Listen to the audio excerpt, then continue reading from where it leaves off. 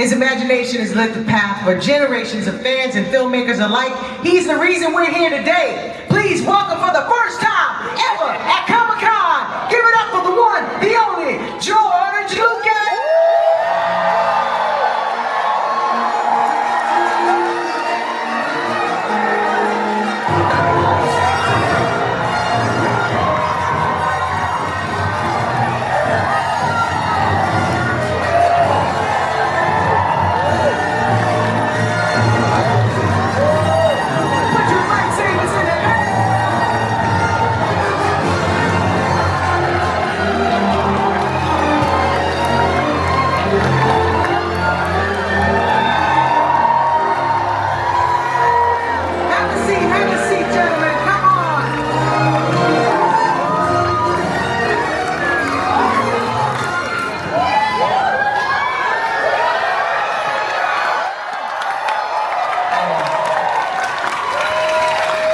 Excellent, excellent. Woo! What does 50 years old sound like? Silence. Just checking, just wanted to make sure George has that on the clip if he needs it. All right, I feel so lucky somebody pitched me to be sitting here. Besides being a sci-fi nerd myself, I'm just so happy to be here to support two of my closest friends, George and his wife, Melody. This is such a historic moment, not just because it's George's first time at Comic-Con, not just because he brought the big guns with him, but because this is the very first time George has done a personal show and tell of the new museum, the new Lucas Museum of Narrative Art. This place, it is incredible. It's chock full of pieces that George has been collecting over 50 years. I'm talking original character sketches, original matte paintings, illustrations. So watch very closely because this little video you're about to see for the very first time, we're revealing some of those pieces that'll be on display. So, with no further ado, it is my great pleasure to give to you the first sneak peek. Visual media, cave paintings, comic books, graffiti, illustrations tell us a story. They evoke emotion in a way that goes beyond words, whether it's a $5 sketch or, off the street, or a $5 million painting at the Met. Each one is equally valuable because each one of them helps us pass on a belief system. You look at cave art and you immediately get the message. We hunt, we gather food, we must work together to survive. You put a superhero comic in a child's hands and they immediately feel we must never back down to the face of evil. These three icons sitting beside me credit narrative art as one of their biggest influencers. And we're here today because my dear friend George wanted to create a space where anyone could come and be inspired by the same art that inspired him. So let's get into it, shall we? George, what is narrative art to you, and when did you first fall in love with it? Well, I've been collecting art since I was in college, and back when I was in college, which is sort of near the Stone Age, the idea is that I couldn't really afford real art. I love all art, no matter what it is, but I could afford comic art because in those days it was underground, and it was you sort of had to know people to find out whether there was a auction that was sent out on a mimeograph sheet and had some prices and names of art. And so I've been sort of collecting narrative art ever since then, because in college I could get an alley-oop for $30. And because the comics were expensive, but the original art wasn't that expensive because it was harder to come by. But you managed to collect upwards of 40,000 pieces of art. Yeah, I've been doing this for 50 years now. And then it occurred to me that what am I going to do with it all? Because I refuse to sell it. I'm not one of the typical high art collectors who buys and then you come back 5 years later and you say, what happened to that painting you bought? That was so beautiful. Ah, well, I sold it for $10 million. I made a lot of money on it. I said, I could never do that. It's not what I think art is. I think it's more about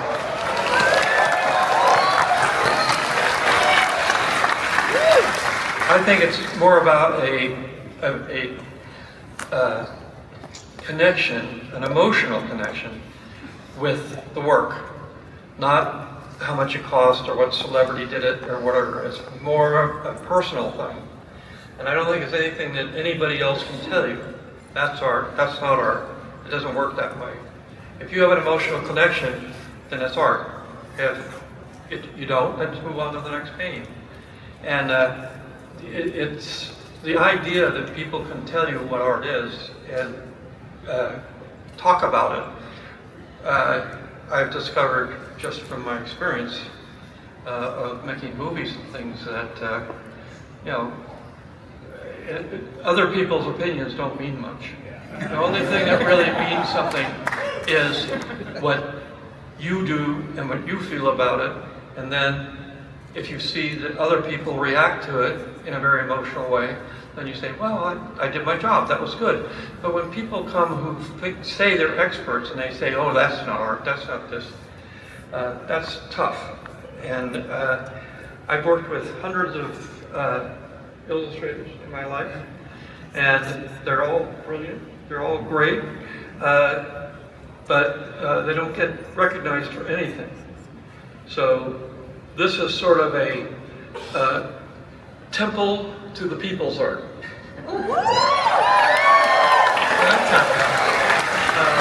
Temple to the people's art. Guillermo, you have some feelings about narrative art as well.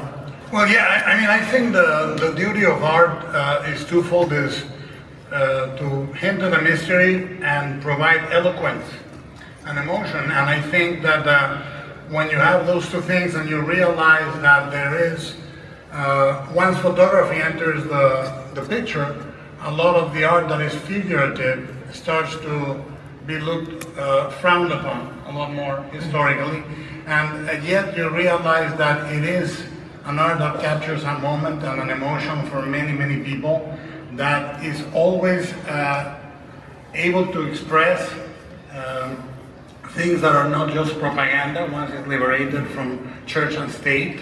And particularly many of the pieces we have that celebrate freedom or anarchy, I mean, Crazy Cat, certainly. Comics were the first one to punch Nazis before movies. EC Comics had a lot of social conscience before or at the same time than movies and so forth.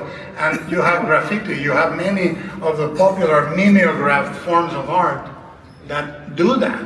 They are not dominated, and the museum, what is important for me or what is magical, is not a man and his collection, it's a lineage of images. A lineage of images that have been spoken, and we as storytellers and visual storytellers, we have that vocabulary to see where that thing came from, the etymology of that image. And when you think about that, Noam Chomsky said, the limit of your language is the limit of your universe. If you cannot name something, you cannot own it. The same is true for images. And what is amazing about this collection, it will give you step by step how a form of expression came to inform what we are today. Because we are in a critical moment in which one of the things they like to disappear is the past. And this is memorializing a popular, vociferous, expressive, and eloquent moment in our visual past that belongs to all of us, and the museum celebrates this. Art museums, they're tiny places here and there. The declaration of principle that the size, scope, and majesty of this building say is basically this exists as an art form, and it changes so minutely. Everybody here can argue who inks Jack Kirby better, Simon and Kirby or Royer and Kirby, and it changes. That's how much is important. The size of the building is a temple that says this is an important thing. This is declared an art. Imagine for a moment that all we had was classical music and non-melodic music, and rock and roll had never been enshrined in a proper way as an art form. This is what this is doing. He's saying To one another as we speak. Doug, you had a beautiful story about how you work with George. How you kind of start the process. Explain how this collaboration works. I could talk all day about that. One of the funny things is that growing up, well, first, I was painfully shy, so that's why I gravitated towards art. Words were never my strength. Visual images were, and so as a kid, I really drew art, and I wanted to learn more about, how to create storytelling, story art. And my earliest forms were actually almost like silent movies where I created panels. And it's very much like comic books. It's very much like what we're celebrating here. And one of the things that I kind of honed my skills growing up, because when I saw Star Wars, it was transformative for me because it opened up a whole world of people behind the scenes creating the art that I loved growing up. And this was never really exposed to me before. And that's why I think the museum is going to highlight a good portion of that. But what it did was it allowed me to start learning about art. I didn't go to art school, I'm self-taught, but I started to really find as many magazines as possible, and I honed my craft as best as I could. And I thought I was pretty competent, but then I started working with George. Honestly, and that's when I realized I know nothing about design and art, narrative design and art. I know about industrial design, I could do product designs, I could do cool spaceships, but that's not what narrative art is. Narrative art is driven by story. Story comes first, the art comes second. And it was one of the biggest lessons that I learned because, as you'll see in some of my early art on the prequels, they weren't very successful because I was designing in isolation, without context. And part of it was because I didn't know what the story was. But the designs were always kind of presented as, these are kind of individual items. And I was forgetting about the connection of how those designs fit into the overall picture of the story. Later on, you'll see that I slowly started to evolve because I started to take lessons from George where I learned, no, those designs need history, they need context, and they need to fit within the scenes. So I started to present designs within the context of a scene. I started to invent the scenes to try to see and validate the designs. And it's one of those things that I learned from George where cinematic narrative design is very specific. It's story-driven. The wardrobe, the same shirt, one button down, two buttons down, rolled, not rolled. A card says the way you dress, the way you move, everything you use tells something about your culture. What you favor is, that has to be imbued in the design. But the most important thing right now, and the reason why we most defend this as an individual expression, is because there is one of the other things that I find oppressive is people saying you can do art with an ad, and I'm sorry you can't. It's like you cannot just press a button and get to the middle, because then you will not know the beginning or the end of that idea for yourself. And when people say to you that, they're saying, art is not that important, but it is. It is. And I think the way he's talking about art and narrative is not the difference between eye candy and eye protein. Eye candy is an ornament, eye protein is nutritive. It's a story. That's the difference. And the difference is personality, knowledge, and emotion.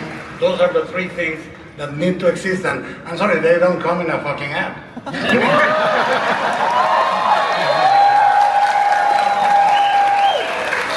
Anything you'd like to add, George? Well, this museum is dedicated to the idea that stories, mythology, any kind of story, that is written to affect people and to build community is extremely important to society and creating societies and creating community. Art illustrates that story, and that's the right hand of building a community. Is you need the art to make it seem real. Even back in the whether it's the Renaissance or the Stone Age, the you'll always have a story that people believe. It's mythology. It's not really true, but people believe it, and it binds them together with a common belief system. That common belief system is what is really important. And what we're doing here with the museum is to try to make people aware of the mythology that we live by, and at the same time, let them have an emotional experience looking at art that does tell the modern mythology. And as Doug pointed out, it's more of an exact science than people think it is. And it's a way, the art part of it, is a way of making it really accessible to people and make it so they believe it. I've heard you go become the engineer, doctor you were supposed to be, and you built us worlds instead. Thank you. Please don't stop doing that. It's very important to continue to do that. Yes. But let me tell you again some of the things that are actually found inside the museum, if you just forgot. Very first, Flash Gordon. Very first character drawing from Flash Gordon from 1934. Original, as in you can see the smudges by all the hands that touched it on the way to getting produced. Never been on display before anywhere, ever. Original sketches from the Peanuts comics from the 50s and 60s. Ooh, my Charlie Brown? My Snoopy? What? Did y'all not love Lucy kicking the football?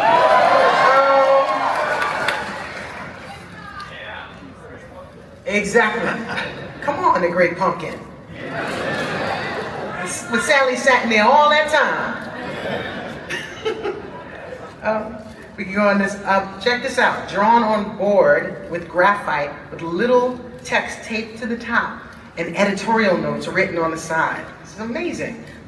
Original drawings from Iron Man's first cover in 1968. Wow. And an original pen and ink splash of Black Panther from 1968. Now we can go on and on, but this leads me to my next question. George, you told me it was important for society to have a museum honoring these kinds of art pieces. Tell them that story about the Rockwell painting, the Thanksgiving one that you have. And, I thought that was a lovely story. Well, again, one of the things that we deal with is the history of illustration, because this really is about illustration and about the mythology that creates the stories, and the orators who, like in Greece, were highly respected above everybody because the stories were so important. And these are the things that we believe in. Some people believe in science, but science is an opinion. It's not real any more than stories are real.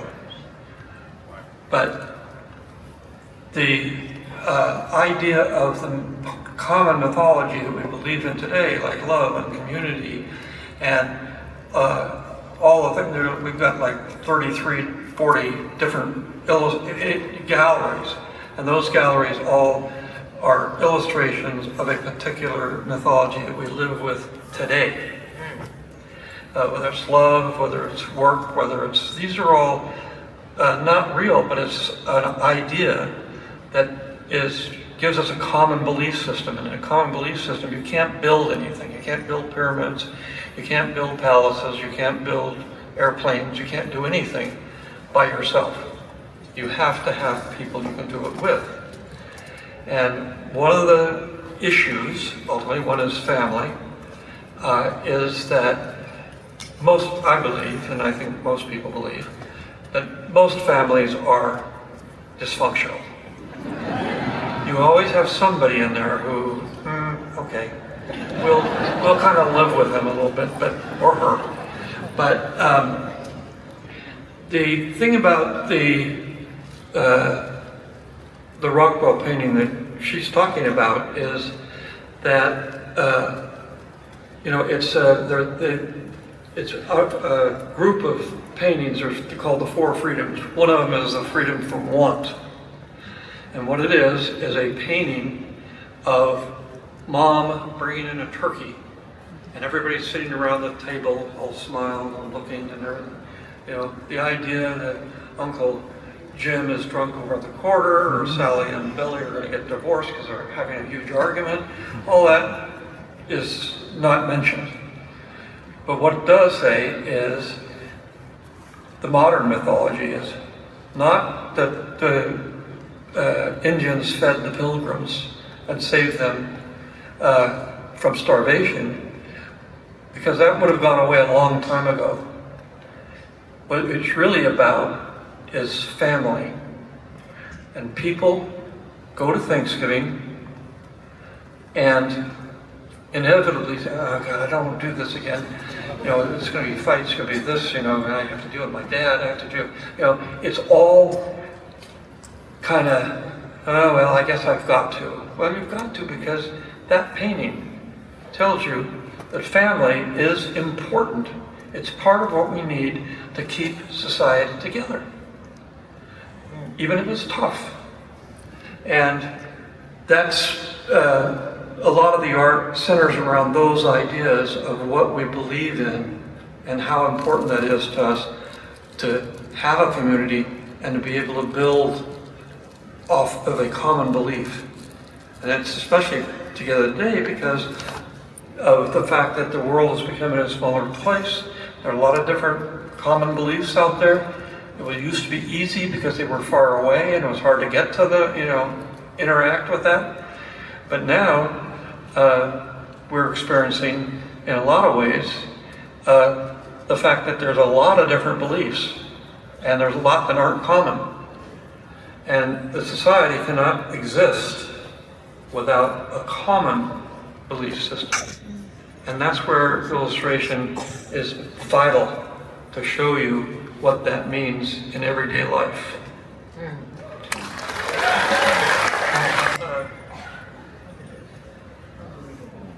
In my life, when I started out, I wanted to be an architect. And then I realized that it actually involves a lot of math. And then I decided that wasn't such a good idea. So then I went to building cars, racing cars, and almost got killed. Decided that probably wasn't a good idea either. But then I went, and I didn't do that well in high school. So I decided, well, as I was in the hospital and recuperating from my car accident, I said, well, maybe I'll just go to junior college, and because this was during the Vietnam War, and there was a certain advantage to going to the college. So I went to college, and I liked social science. It was always very important to me. And so I decided I'd just take a lot of social science classes because it really was something I was interested in. And I got really hooked on anthropology and fell into the sway of he was actually more of an English teacher, but at the same time he was really a mythologist and somebody who really understood mythology, which I really was extremely interested in, and which really comes from a time when I was, I don't know, about 5 or 6 years old, and my mom would put me to bed, and I asked her a question, and I said, Mom, if there's only one God, why are there so many different religions? And she really couldn't answer that.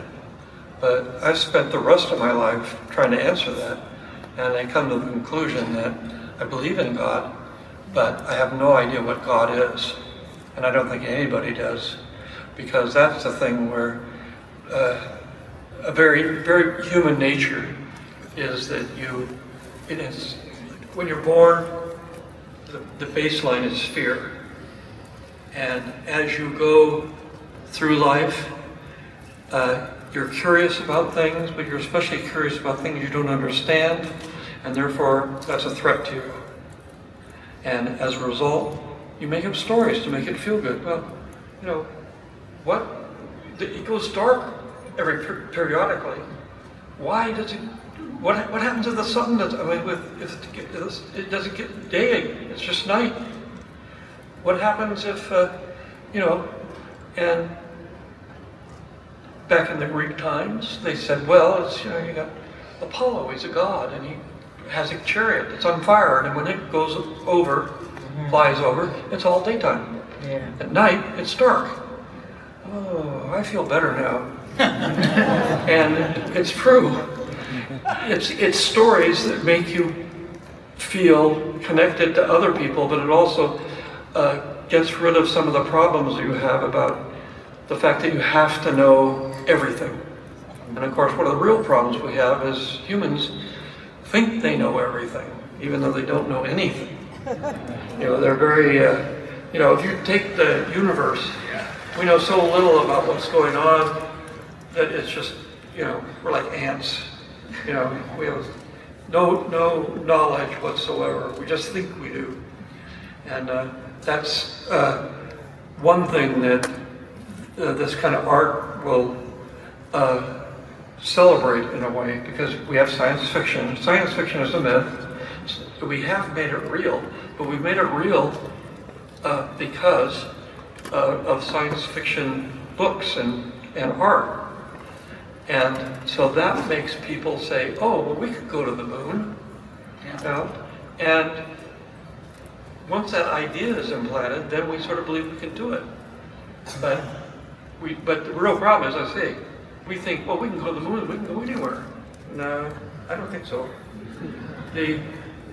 Everything is in elements that are so huge, so fast, so impossible to understand for a human being, that you can't depend on what we know, and you can be inspired by what we think we know. Mm-hmm. But in the end, Guillermo, you look like you want to get in there. What do you think? I was no. I think it's the shape of the museum for me. It is flow, and what is beautiful is that George is a collector, I'm a collector, but I know I don't own anything. I'm holding it briefly for the next person that is going to hold it or see it, because we are not eternal. What we hold and what we cherish is. That art will live longer than any of us. And the flow of the museum is like a movie strip. It's telling you that. It's just telling you, look, this is for you. And then you're going to bring the next thing. And it's going to continue. And you can drink from the same fountains of knowledge and image and content and power and myth that George and many, many others have been part of. And that continuum and that generosity is what makes a big difference, that the shape reflects that. And I think it says, look, this belongs to you, carry it with you, and keep moving forward. And that's what this type of art says. It's not, this is where it ends, this is the all of all alls, and you should be puny, but this is for you. You hold it for a moment, and you pass it on. And that happened to me with the fires. Came so close to my collection, and I said, I'm going to start moving some of the stuff out. I draw the line at 3 houses full of stuff. I got to be a little more. And now that this museum exists, a lot of it may go there, because it's beautiful to share, and that's why we are here. We are here, I said the other day, you are in this world to be a host or a guest. If you're a guest, you will never be happy. If you're a host, you will always be happy to serve. And this museum is hosting that type of art, and it's a continuum that belongs to all of us.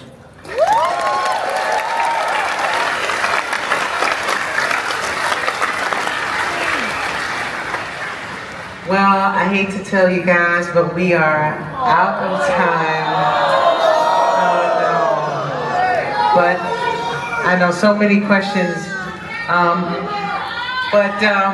Are y'all pumped up for this museum now or what? I want to thank George Lucas. Would like to thank you, Guillermo del Toro. And I want to congratulate Doug for having a museum made just for him, the illustrators, courtesy of the name to his right, and many, many more, including Melody Hobson. So, thank you so much for having us today.